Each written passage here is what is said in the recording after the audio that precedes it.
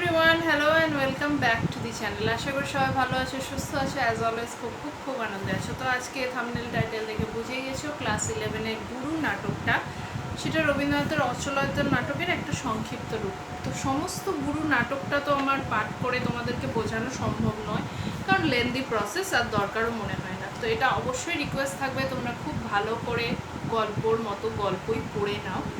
আর যেটা হচ্ছে, এটা 4টে ভাগ আছে: অচলায়তন, পাহাড় মাঠ, দর্ভকপল্লী, অচলায়তন। মানে মূল কাব্যগ্রন্থের এই মূল গ্রন্থের নামেই লাস্ট পার্টটার নাম করো। তো এই 4টে পার্ট ধরে আমি একটু আলোচনা করে বুঝিয়ে দিচ্ছি, তারপরে তো প্রশ্ন উত্তর লিখিয়ে দেবো। তো প্রথম পার্ট, অচলায়তন। গুরু আসছেন। অচলায়তন এই সংবাদটি এসে পৌঁছেছে, সকলকে এই খবরে কিছুটা চঞ্চল হয়ে উঠেছে, বিশেষত শিক্ষার্থী বালকরা। কেউ কেউ ভাবছে এটা একটা মজার ব্যাপার, কেউ বা ভীত। আসলে গুরু যে কেমন সে সম্পর্কে কারোরই কোনো ধারণা নেই। এদের সকলের থেকে ব্যতিক্রমী পঞ্চকের মনে গুরু সম্পর্কে একটা নিজস্ব ধারণা আছে। শিক্ষার্থী বালকরা অন্তত এইটুকু ভাবতে শুরু করেছে যে গুরু খুব বড়, কারণ পঞ্চক তাদের বলেছে যে এই অচলায়তনে গুরু কোথাও ধরবে না, তিনি এতই বিরাট। আমি মূল বক্তব্যটা বুঝিয়ে দিচ্ছি। এটার একটা ব্যঞ্জনাধর্মী গুরু অর্থ আছে, যেটা আমি পরে কোয়েশ্চেন আনসার লেখাবার সময় বা আলাদা একটা ভিডিওতে পড়িয়ে দেবো। আজকে শুধু ওভারঅল যে নাটকটা, তার সামারি কি সেটা সাম আপ করে আমি বলে দিচ্ছি তোমাদের। এর ভেতরে অর্থটা কিন্তু বলছি না। গুরুর এই আগমন বার্তায় অচলায়তনের শিক্ষক, ছাত্র, পরিচালক সকলেই কিছুটা উদ্গ্রীব। কিভাবে তারা গুরুকে অভ্যর্থনা জানাবে এ নিয়ে পরিকল্পনার অন্ত নেই। রীতিনীতি, মন্ত্রতন্ত্র, ক্রিয়াকাণ্ডের প্রস্তুতি নিতে সকলে ব্যস্ত। এইরকম একটা মুহূর্তেই অচলায়তনেরই একটি বালক ছাত্র সুভদ্র নিয়ম বিরুদ্ধ একটি কাজ করে ফেলেছে। কৌতূহল বশত এই আয়তনের উত্তর দিকের জানালাটা খুলে ফেলেছে সে। অচলায়তনের সনাতন নিয়মে এ এক ভয়ানক পাপ। সুভদ্র তাই প্রচণ্ড ভীত এবং অপরাধ বোধে কাতর। পঞ্চক বারবার তার ভয় ভাঙতে চেয়েছে, কিন্তু সুভদ্র কিছুতেই ভয় কাটিয়ে স্বাভাবিক হতে পারছে না। কেন? তার মনে ভয় আছে যে মহাপাপ হয়ে যাবে। এই গুরুকুলের কিছু নিয়ম আছে, যেই নিয়ম ভাঙলেই মহাপাপ, এবং সেই পাপের প্রায়শ্চিত্ত আছে। পঞ্চক কি করে? সমস্ত নিয়ম ভেঙে সে পাপ করতে চায়, কারণ পাপের যে প্রায়শ্চিত্ত তার কাছে সেটা অ্যাডভেঞ্চারের বিষয়। এই বাধা ধরা নিয়মরা, তার যে প্রায়শ্চিত্তের যেগুলো দেওয়া আছে, প্রত্যেকটা পাপের জন্য একটা প্রায়শ্চিত্ত নির্দিষ্ট করা আছে। সেই প্রায়শ্চিত্তগুলো তার কাছে এত মজার যে ও পাপ করতে ভালোবাসে প্রায়শ্চিত্ত। আর বাকিরা তো ভয় পায়। সুভদ্র এমন একটা ছেলে, ও ভয় পাচ্ছে মহা একটা পাপ করে ফেলেছি, তাহলে কি প্রায়শ্চিত্ত? উপাধ্যায় মশাই সুভদ্রা এই পাপের কথা জানতে পেরে চিন্তিত হয়ে পড়েন, কারণ এই পাপের প্রায়শ্চিত্ত কঠিন। অন্যদিকে গুরু আসছেন এ বিষয়ে উপাচার্য সুতোষম ও আচার্য অদিন পুণ্যের মধ্যে আলোচনা হয়। উপাচার্য মনে করেন প্রসন্ন হয়েছেন বলেই গুরু আসছেন, আচার্য কিন্তু তা মনে করেন না। আচার্য বিশ্বাস করেন গুরু আসছেন কারণ অপরাধের মাত্রা পূর্ণ হয়েছে, মানে অপরাধ অনেক বেশি হয়ে গেছে।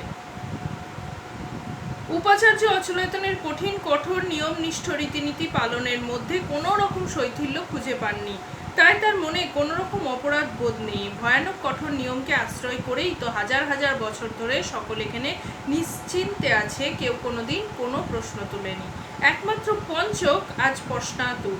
পঞ্চক মনে করে নিয়ম ভাঙার মধ্যেই নিয়মের সত্যতা, প্রয়োজনীয়তা যাচাই হয়ে যায়। যা ভুল, যা অন্যায়, যা সুদীর্ঘকাল ধরে টিকে থাকতে পারে না। সুভদ্রের পাপের বিধান স্থির করে দেন মহাপঞ্চক। পঞ্চকের দাদা তিনি, অচলায়তনের অন্যতম পরিচালক। তাহলে এই পঞ্চকের দাদা মহাপঞ্চক অচলায়তনের একজন পরিচালক। মহাপঞ্চক তামস ব্রত পালনের মধ্যে দিয়ে পাপ খালনের কথা বলেন, যা একটি বালকের পক্ষে খুবই কঠিন বিধান। তবে আচার্য কিন্তু মনে করেন সুভদ্র কোনো পাপ করেনি। বালক সুভদ্রকে এই কঠিন অমানবিক প্রায়শ্চিত্তের বিধান দিতে তিনি সম্মত হন না। মহাপঞ্চকের সঙ্গে এই নিয়ে আচার্যের সংঘাত শুরু হয়। এমন সময় অচলায়তনে এসে উপস্থিত হন স্থবির পত্তনের রাজা মন্থরগুপ্ত। তিনি খবর দিলেন জুন করা অচলায়তনের খুব কাছাকাছি এসে পড়েছে জুনকরা। জুনকদের সঙ্গে আছেন স্বয়ং দাদা ঠাকুর। এই জুনকরা বিদ্রোহী, কারণ জনৈক জুনক স্থবিরক হওয়ার সাধনা করেছিল বলে রাজা তাকে হত্যা করেছে। জুনকরা তাই অচলায়তনের প্রাচীর ভাঙতে আসছে। রাজার নির্দেশেই অচলায়তনের নিয়ম অমান্যকারী আচার্যকে দর্ভকপল্লীতে নির্বাসন দেওয়া হয়, আচার্যর পদে অভিষিক্ত হন মহাপঞ্চক। এদিকে দূত এসে খবর দেয় গুরু খুব কাছে এসে গেছেন, গুরুর অভ্যর্থনার জন্য মহাপঞ্চক সকলকে প্রস্তুত হতে বলেন। আমি গল্পটা সামারি আপ করে বলছি, কিন্তু বারবার বলছি ভেতরের ব্যঞ্জনা কিন্তু বলছি না, ভেতরের ব্যঞ্জনাটা আরও গুরুত্বপূর্ণ এবং আরও বিশাল একটা গুরু অর্থ আছে, সেটা পরে। এটা হচ্ছে প্রথম পাঠে এই গল্পটাই আছে অচলায়তন। দ্বিতীয় পাঠ হচ্ছে পাহাড় মাঠ। জুনকরা প্রাণ চঞ্চল, কর্মচঞ্চল, সামাজিক বিধিবিধানের তারা ধার ধারে না। পঞ্চক এসে যোগ দেয় জুনকদের সঙ্গে। জুনকদের খোলামেলা জীবন, উন্মুক্ত পরিবেশ পঞ্চককে আকর্ষণ করে, কারণ অচলায়তনে বিধিনিষেধের মধ্যে জীবন, আর জুনকরা এই বিধিনিষেধ মানে না, তারা খোলামেলা, তাই পঞ্চক তাদের ভালোবাসে।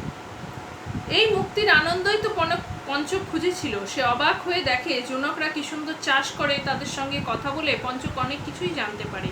তার এতদিনের বদ্ধমূল ধারণাগুলি ভাঙতে শুরু করে ধীরে ধীরে।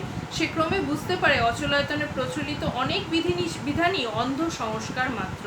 এখানেই পঞ্চকের সঙ্গে একজনের পরিচয় হয়, তিনি আর কেউ নয়, জুনকদের দাদা ঠাকুর। দাদা ঠাকুর জুনকদের মুখ থেকে চণ্ডক হত্যার বিবরণ শোনেন। চণ্ডক স্থবিরক হওয়ার চেষ্টা করেছিল বলে রাজা তাকে হত্যা করে। দাদা ঠাকুরের নেতৃত্বেই জুনকরা চণ্ডক হত্যার প্রতিশোধ নিতে উদ্যোগী হয়ে ওঠে। বিদ্রোহী জুনকদের সঙ্গী হতে চায় পঞ্চকও। দাদা ঠাকুর তাকে নিষেধ করেন। পঞ্চককে তিনি বলেন অচলায়তনে ফিরে যেতে, গুরু সেখানে আসবেন, তাই পঞ্চক যেন তার আগমনের অপেক্ষায় থাকে।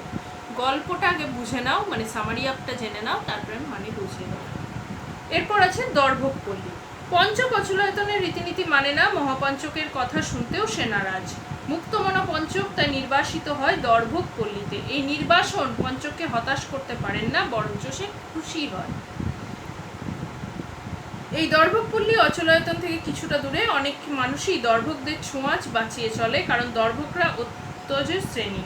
অস্পৃশ্য দর্ভকদের হাতের ছোঁয়া খাবার মুখে তুলতে প্রাথমিকভাবে পঞ্চকও কিছুটা দ্বিধাগ্রস্ত ছিল, যদিও ক্রমে সেই সংস্কার কাটিয়ে উঠতে সক্ষম হয়।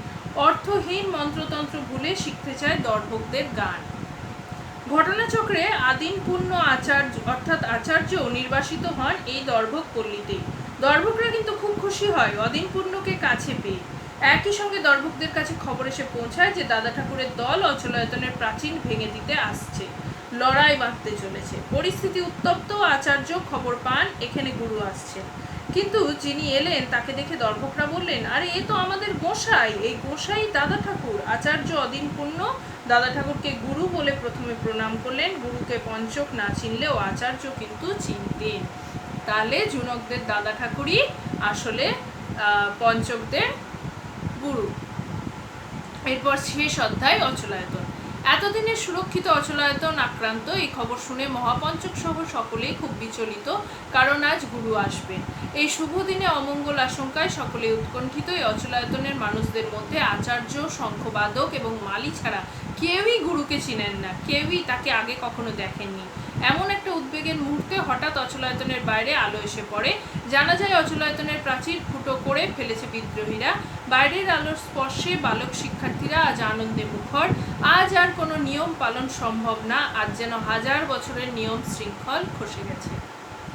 এমন সময় অচলায়তনে দাদা ঠাকুর প্রবেশ করেন। পরনে তার যোদ্ধার বেশ। যোদ্ধার বেশে দাদা ঠাকুরকে দেখে মহাপঞ্চক তাকে গুরু বলে মানতে চায় না, গুরুকে আঘাত করতে উদ্যত হয়। বাকিরা সকলে ধীরে ধীরে গুরুর কাছে নত হয়। উপাচার্য থেকে উপাধ্যায় সকলে বিনম্র হয়ে গুরুকে স্বীকার করেন। অচলায়তনের পরিবর্তনকেও মেনে নেন। গোঁড়ামি আঁকড়ে পড়ে থাকে কেবল মহাপঞ্চক, মানে পঞ্চকের দাদা। গুরুর সঙ্গে দিব্যি ভাব হয়ে যায় সুভদ্রর। গুরু তাকে বুঝিয়ে দেন যে সে কোনো পাপ করেনি। অচলায়তনের উত্তর দিকে দেয়াল ভেঙা পড়া মাত্রই একজোটা দেবীর সঙ্গে সকলের ভাব হয়ে যায়। এবার ভেঙে গেছে ভয়। অচলায়তনের প্রাচীরও ভেঙে গেছে। বহির্বিশ্বের সঙ্গে ঘুচে গেছে তার ভেদ। সচল বিশ্বের সঙ্গে অচলায়তনকে এক করে দিয়েছেন গুরু। দর্ভকরা, জুনকরা গুরুকে প্রদক্ষিণ করে গাইতে থেকে থাকে। ভেঙেছে দুয়ার, এসেছে জ্যোতির্ময়। অন্ধকার মুছে আলোকিত হয়ে ওঠে অচলায়তনের প্রাঙ্গণ। শিশু কিশোররা এই প্রাঙ্গণ তলে আনন্দে মুখরিত হয়, প্রকৃতির মধ্যে নিজেদের স্বরূপকে আবিষ্কার করে। আর পুরো গল্পটা সাম আপ করে বললাম, কিন্তু এর বাইরেও অনেক কিছু আছে। কোন পাপ করলে তার জন্য কি প্রায়শ্চিত্ত নির্দিষ্ট করা আছে ইন ডিটেল পুরোটা গল্পটা না পড়লে কিন্তু জানবে না। নাটক, গল্প বলছি বারবার, পুরো খুব মজার, খুব ভালো লাগার একটা গল্প। এটা জাস্ট বোঝানোর জন্য আমি সাম আপ একটা তোমাদের দিয়ে দিলাম, যেটা পরীক্ষার আগে অত্যন্ত হেল্পফুল হবে এবং সবসময় শুনে রাখলে পুরো ঘটনাটা মাথায় থাকবে কি ঘটেছে। চ্যাপ্টার ওয়াইজ নাম ধরে ধরে বুঝিয়ে দিয়েছি। এবার বোঝাবো এই ব্যঞ্জনাধর্মী যে অর্থ আছে সেটা। তো তার জন্য আগে গল্পটা জেনে রাখা দরকার। আমি বুঝিয়ে এক্সপেক্ট করব নেক্সট বোঝানোর আগে তোমরা গল্প একবার পড়ে রাখবে, তারপর আমি গল্পটা বুঝিয়ে দেবো, মানে নাটকটা, এবং যতটা পারি শর্টে যত গল্প সম্ভব প্রশ্ন উত্তর লিখিয়ে দেবো, কারণ ছোট প্রশ্ন তো আসবে না, 5 নম্বরের বড় প্রশ্ন 2টো আসবে।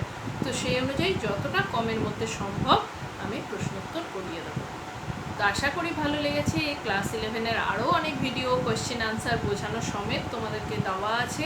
আর আমার কোনো প্রশ্ন উত্তরই পিডিএফ ফর্মে থাকে না। তোমরা যারা পুরনো তারা তো জানোই, যারা নতুন তাদের জন্য বললাম, সমস্ত কিছুই এরকম ভিডিও বা ব্লগ আকারে থাকে। তো তোমরা আমার ভিডিওতে গিয়ে সেগুলো দেখে নিতে পারো। আর আশা করি ভালো লেগেছে। কারো মনে কোনো প্রশ্ন থাকলে অবশ্যই কমেন্টে জানিও, আর কেমন লাগলো সেটাও জানিও। যদি আমার ভিডিওগুলো ভালো লাগে প্লিজ চ্যানেলটাকে লাইক, শেয়ার, সাবস্ক্রাইব করো। দেখা হবে নেক্সট দিন নতুন